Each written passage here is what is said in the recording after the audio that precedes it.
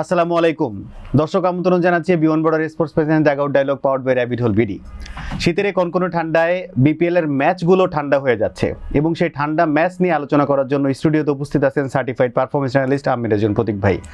প্রতীক ভাই, এই ঠান্ডার মধ্যে বিপিএল এর ম্যাচগুলো আমরা দেখছি এবং সেই ম্যাচগুলো কিন্তু আমেজ নেই আগের মতো। প্রথম ম্যাচে আমরা একটা ম্যাচে দেখেছি একটু হাড্ডাহাড্ডি লড়াই, সেকেন্ড দিনেও কিন্তু একটা ম্যাচে খুব কম রানের ব্যবধানে যে ম্যাচটা আমরা সমাপ্তি হতে দেখেছি, ওখানেও কিন্তু হাড্ডাহাড্ডি লড়াই ছিল একটু হলো।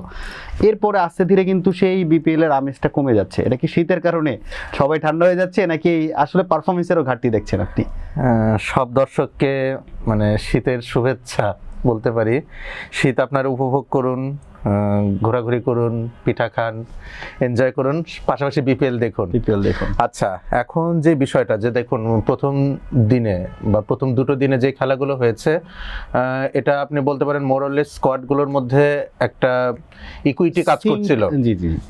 খুব বেশি পার্থক্য ছিল না অন পেপার, কিন্তু আপনি যদি আজকে দুটো ম্যাচ দেখেন, আমরা প্রি ম্যাচ অ্যানালাইসিসে কিন্তু প্রেডিক্ট করেছিলাম যে রংপুর এবং রাজশাহী হয়তো খুব ইজিলি জয়লাভ করবে এবং কিন্তু আসলে তাই হয়েছে। তবে চট্টগ্রাম রয়্যালসের পারফরমেন্সটা খুবই বেশি হতাশাজনক ছিল।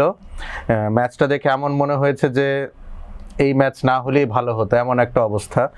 বিশেষ করে চট্টগ্রাম রয়্যালসে যে ফরেনারদের আমরা দেখতে পাচ্ছি, আমার মনে হয় এই 3জন ফরেনারকে না খেলিয়ে লোকাল প্লেয়ার যারা আছে 11 জন লোকাল প্লেয়ারকে দিয়ে খেলালেও হয়তো এর থেকে বেটার আউটপুট আসতো। আমরা কিন্তু লাস্টবার দেখেছি যে পেমেন্ট ইস্যুতে দুর্বার রাজশাহী একবার রংপুরের সাথে 11 জন লোকাল প্লেয়ার নেমেছিল এবং তারা কিন্তু জয়লাভও করেছিল। তো এটাই কথা যে যদি কোয়ালিটি ফরেন প্লেয়ার না থাকে, দেশীয় প্লেয়ারদের সুযোগ দেওয়া হোক। লাইক সাদমান ইসলামকে রিকল করা হয়েছে চট্টগ্রাম রয়্যালসে, ইনিশিয়ালি কিন্তু বিপিএল ইনক্লুডেড হননি, কিন্তু তারপরও আজকে আমরা ওপেনিংয়ে তাকে না দেখে অ্যাডাম রসিংটনকে দেখেছি। উনি কিন্তু খুবই বিলো অ্যাভারেজ একজন cricketer in terms of capability. একটা কথা শুনছিলাম যে উনি সকাল 11টায় এয়ারপোর্ট থেকে জাস্ট রওনা দিয়েছিলেন এবং উনি দুপুরবেলা ম্যাচ খেলতে নেমেছেন, এবং এটা নিয়ে নিউজে অনেকভাবে আমরা দেখছিলাম যে তার একটা রেস্টের ব্যাপার আছে, সে ট্রাভেল করে এসেছে। তাহলে কি আসলে উনি এমন খুব আপার ক্লাস ব্যাটসম্যান যাকে আসলে খেলালেই যে ম্যাচ জিতে যাবে এরকম কোনো কিছু ছিল কিনা? না, ওই যে একটা লুক্রেটিভ ফ্যাক্ট থাকে না যে আপনি কয়জন ফরেনার খেলাচ্ছেন, স্কোয়াডটা দেখালে পাশে ফরেনার সাইন আপনি দিতে পারছেন। এটা তো একটা ক্রেডিবিলিটির ইস্যু থাকে প্রত্যেকটা লিগে, যে আপনি কয়জন ফরেনার আনছেন বা কি কোয়ালিটির ফরেনার খেলছে, প্রতি ম্যাচে কয়জন খেলছে। ডেসপেট 4 জন খেলানোর সত্ত্বেও চট্টগ্রাম রয়্যালস প্রথম ম্যাচে 2 জন খেলেছেন, এই ম্যাচে 3 জন খেলেছেন। তো আমি যে কথায় আসছিলাম যে সাদমান ইসলাম কিন্তু একজন কোয়ালিটি ওপেনার, উনি আমাদের টেস্ট টিমে ওপেন করে থাকেন। এবং আপনি আজকে দেখবেন যে ইট ওয়াজ আ চিলি আফটারনুন, একদম ওভারকাস্ট কন্ডিশন ছিল, টুকটাক ড্রিজেলও ছিল, এবং রংপুর রাইডার্স যখন টস জিতে বোলিং নেয়, নাহিদ রানার মতো বোলার ছিল তাদের র্যাঙ্কসে। তো সেখানে কিন্তু সাদমান ইসলাম খুব ভালো একজন প্লয় হতে পারতেন। অ্যাডাম রসিংটনের ডিসমিসালটা যদি দেখেন আপনি নাহিদ রানার ডেলিভারিতে, ওনার কোনো ট্রিগার মুভমেন্ট ছিল না, এবং একটা লেন্থ ডেলিভারিটাকে উনি এমনভাবে খেললেন, বলটাকে খুব আনপ্লেবল মনে হয়েছে। বাট এই কন্ডিশনে নাহিদ রানার এই ডেলিভারিটা কিন্তু খুব হার্মফুল কিছু ছিল না। এটা ওপরে পিচ করা কোনো বলও ছিল না, বলে কোনো সিম বা সুইং মুভমেন্টও ছিল না, জাস্ট গতির একটা ডেলিভারি ছিল। এটা অন্য ব্যাটার হলে বা সাদমান ইসলাম হলে হয়তো অনেক ইজিলি নেগোশিয়েট করতে পারতেন। তো টিম সিলেকশন নিয়ে চট্টগ্রাম রয়্যালসকে অবশ্যই ভাবতে হবে। আমি মাঝখানে একটু দর্শকদের জানিয়ে দিতে চাই, আজকের ম্যাচে প্রথমে ব্যাটিং করে 102 রানে অল আউট হয় চট্টগ্রাম, এবং জবাব দিতে নেমে 17 ওভার 5 বল 107 রান করে 7 উইকেটের ব্যবধানে জয়লাভ করে রংপুর। এবং চট্টগ্রামের পক্ষে একটা ওভারই জাস্ট আমরা যদি বলি রংপুর পিছিয়ে ছিল, সেটাই হচ্ছে চট্টগ্রাম 1 ওভার 21 রান, যেটা নাহিদ রানার ওভারে আমরা কোটি টাকার প্লেয়ার বলে যেটা নিয়ে আমরা কথা বলছিলাম যে নাইম নিয়েছিলেন, নাইম শেখ। এরপরে এছাড়া মির্জা বেগের 24 বলে 20 রানের একটা রানের বেশি কিন্তু আসলে বলার মতো সব মোবাইল নাম্বার যদি আমরা বলি ডিজিটে। আর এই ম্যাচে ম্যান অফ দ্য ম্যাচ হিসেবে ফাহিম আশরাফ, যার বোলিং যদি আমরা বলি যে আসলে দুর্দান্ত একটা স্কোর, 3.5 ওভারে 17 রানে 5 উইকেট নিয়েছেন। আমি বাকি জিনিস আলোচনা করার আগে জানতে চাই, ম্যাচে কি আসলে আনপ্লেয়েবল কন্ডিশন ছিল কিনা যার কারণে 102 রানে অল আউট হওয়া? না, আনপ্লেয়েবল কন্ডিশন ছিল না, তবে উইকেটটা 170 বা 180 এরকমও ছিল না। এখানে আপনি 140 to 150 রান যদি করতে পারতেন, সেক্ষেত্রে একটা কম্পিটিটিভ ম্যাচ হয়তো হলেও হতে পারতো। আর আমি বরাবরই বলে থাকি যে আমাদের দেশীয় ব্যাটারদের ক্যাপাবিলিটি, অ্যাডাপ্টেবিলিটি বা স্কিল ইস্যুগুলো রয়েছে। এই ধরনের উইকেটে কোয়ালিটি ফাস্ট বোলিং কীভাবে ফেস করতে হয়, এটা আমাদের আসলে আরও অনেক শেখার বাকি রয়েছে। আপনি যদি আজকে প্রথম ম্যাচটা দেখেন রংপুর এবং চট্টগ্রামের যে 10টি উইকেট পড়েছে তার মধ্যে 8টি উইকেটই নিয়েছেন পেসাররা। তো এখান থেকে বোঝা যাচ্ছে আসলে যে সিলেটের এই উইকেটটাতেই কিন্তু প্রথম দিনগুলোরও খেলা হয়েছে। তো উইকেট হঠাৎ করে পেস সহায়ক হয়ে গেছে এমন না, জাস্ট দ্য কন্ডিশন, ঠিক আছে, দ্য ওয়েদার অ্যারাউন্ড, সেটা কিছুটা চেঞ্জ হয়েছে এবং তাতে ফাস্ট বোলাররা বাড়তি কিছু সুইং এবং সিম মুভমেন্ট পেয়েছে। তো আপনি যদি কোয়ালিটি একজন ব্যাটার হয়ে থাকেন, আপনার এই ধরনের কন্ডিশন নিজেকে আরেকটু বেটার ওয়েতে সার্ভাইভ করতে পারানো উচিত। সেটা তো চট্টগ্রাম রয়্যালসের পক্ষে দেখিনি, কিন্তু আপনি যদি রংপুর রাইডার্সের ব্যাটিং আসেন, দাভিদ মালান এবং লিটন কুমার দাস কি অসাধারণ ব্যাটিং করলেন একই উইকেটে। মানে তারা কিন্তু আসলে 4 ছক্কার দিকে নজরই দেয়নি, তারা কিন্তু এই ধরনের উইকেটে তো আপনাকে প্রপার ক্রিকেটিং শটটা খেলতে হবে, বলটা একটু লেটে খেলতে হবে, বলে যখন মুভমেন্ট থাকবে ব্যাট ফেসটা আস্তে করে ওপেন করে থার্ড ম্যানে গাইড করে খেলতে হবে, শট খেলতে হবে, বা আপনি যদি ড্রাইভ করেন সুইং এর জন্য যত বেশি সময় আপনি অপেক্ষা করতে পারেন তারপরে বল ব্যাটটাকে মিট করবে, এটাই তো খেলার নিয়ম। দাভিদ মালানের ক্ষেত্রে আপনি তাই দেখবেন, লিটন কুমার দাসের ক্ষেত্রে তাই দেখবেন। হোয়ারাজ আমরা যদি চট্টগ্রাম রয়্যালসের ব্যাটিং এর ক্ষেত্রে দেখি, তারা বলটাকে জোরে হিট করার চেষ্টা করেছে, বলটাকে আর্লি খেলার চেষ্টা করেছে, হার্ড হ্যান্ডে পুশ করার চেষ্টা করেছে। এগুলো কিন্তু খুব বেসিক ক্রিকেট। ইনিশিয়ালি মানে যখন বলটা নতুন থাকে তো এই ধরনের অ্যাপ্রোচগুলো কাম্য না, যতই আপনার টি-20 খেলা হোক। আপনি জানছেন যে 140 to 150 করলে আপনি মোটামুটি ভালো একটি স্কোর পাবেন, এবং চট্টগ্রাম রয়্যালসে কিন্তু ভালো কিছু পেসার রয়েছেন, শরীফুল ছিলেন, মুকিদুল ইসলাম মুগ্ধ ছিলেন, তারা কিন্তু একটা ম্যাচ এখান থেকে বের করে আনার চেষ্টা করতে পারতেন। তো ব্যাটাররা আসলে চট্টগ্রাম রয়্যালসকে আজকে কোনো সুযোগই দেয়নি। আমরা স্কোর কার্ড নিয়ে আরেকটু কথা বলতে চাই। সেক্ষেত্রে আপনি যেটা বলছিলেন যে দাভিদ মালান, আমরা লাস্টের প্রি ম্যাচ অ্যানালাইসিসের কথা কিন্তু বলছিলাম যে মালান যদি ইনক্লুড হয় সেক্ষেত্রে কিন্তু এটা একটা এডিশনাল একটা ফ্যাক্টর হতে যাচ্ছে। এবং লিটন দাসের 31 বলে 47 রান, অবভিয়াসলি কিন্তু আমরা যদি বলি যে টি-20 ধুন্ধুমার মার্কেটারি ব্যাটিং না, কিন্তু এই ম্যাচের কন্ডিশন অনুযায়ী বেস্ট একটা ব্যাটিং, পারফেক্ট ব্যাটিং। এছাড়া আমরা একটু যদি বলি যে মুস্তাফিজুর রহমান বোলিং করেছেন 3 ওভার 19 রানে 2 উইকেট। সুফিয়ান মুকিমের বোলিংটা আসলে দেখার মতো ছিল, 4 ওভারে 12 রানে 1 উইকেট, এবং আল ইসলাম অনেকদিন পর ব্যাক করে উনি কিন্তু ভালো বল করেছেন, 3 ওভার 17 রানে 1 উইকেট।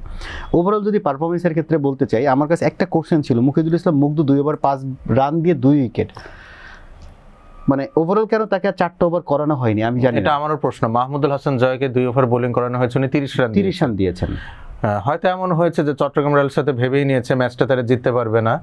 আর আরেকটি ইস্যু হয়তো হতে পারে যে যেহেতু আজকে একটু মাটি কন্ডিশন ছিল, ফাস্ট বোলারদেরকে লম্বা সময় বোলিং করিয়ে ইনজুরির কোনো শঙ্কা তারা করছিলেন কিনা আমি জানি না, কারণ আমার মাথায় আসছে না যে মাত্র 2 ওভার বল কেন করানো হলো।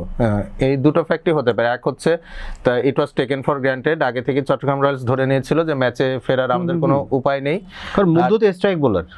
হ্যাঁ, স্ট্রাইক বোলার, বাট হয়তো তাকে পরের ম্যাচের জন্য যেন কোনো ইনজুরি না হয় আজকে, এই জন্য হয়তো বাড়তি 2টো ওভার বোলিং করানো হয়নি। এর বাইরে তো আসলে আর কোনো রিজন আমার কাছে আসছে না। সো ওভারঅল যদি আমি প্রত্যেকটা এপিসোডে একটা জিনিস বারবার আপনার কাছে আজ করার চেষ্টা করি যে লোকাল প্লেয়ারদের কথা, কারণ আমরা কিন্তু শুরু থেকে বিপিএল এর প্রি ম্যাচ অ্যানালাইসিস বলেন, টিম অ্যানালাইসিসের ক্ষেত্রে সবসময় কিন্তু আমরা একটা জিনিসকে প্রায়োরিটি দেওয়ার চেষ্টা করছি যে বিপিএলটা কেন। বিপিএলটা হচ্ছে যে বাংলাদেশের লোকাল প্লেয়াররা এই সার্কিটে ভালো পারফর্ম করার জন্য একটা প্ল্যাটফর্ম তৈরি করা, যাদেরকে সুযোগ দেয়া। তো আমার কাছে আজকেও আমি সেম জিনিসটা আপনার কাছে জিজ্ঞেস করতে চাই। আজকের ম্যাচে আমরা যদি বলি মাহমুদুল হাসান জয়, তারপর Sheikh Mehedi Hasan as a captain, Nahid Rana কিংবা আদার্স যারা আছেন, মানে আমরা যদি বলি মুস্তাফিজুর রহমান, আল ইসলাম, প্রত্যেকের পারফরমেন্সের ক্ষেত্রে আপনার কাছে কোন জায়গাগুলো মনে হয়েছে যে না তারা বেটার পারফর্ম করছে এবং তাদের কাছ থেকে আরো বেশি এক্সপেক্ট করা যায়? লিটন কুমার দাসের পারফরমেন্সটা আজকে আমার খুবই ভালো লেগেছে। আমারও খুবই ভালো লেগেছে। লাইক এস ধরেন দাভিদ মালানের সাথে লিটন কুমার দাসকে দেখতেও ভালো লেগেছে, যখন তারা দুজন একসাথে ব্যাটিং করেছে ব্যাটিং পার্টনারশিপটাও খুব এনজয় করার মতো ছিল।